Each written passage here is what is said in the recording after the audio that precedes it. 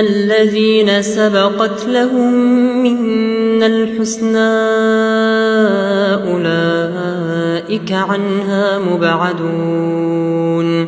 لا يسمعون حسيسها وهم فيما اشتهت أنفسهم خالدون لا يحزنهم الفزع الأكبر وتتلقاهم الملائكة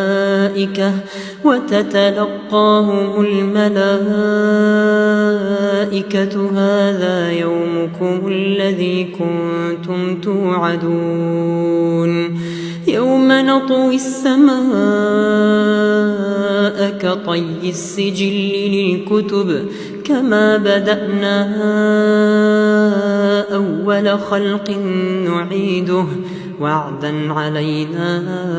إنا كنا فاعلين ولقد كتبنا في الزبور من بعد الذكر أن الأرض يرثها عبادي الصالحون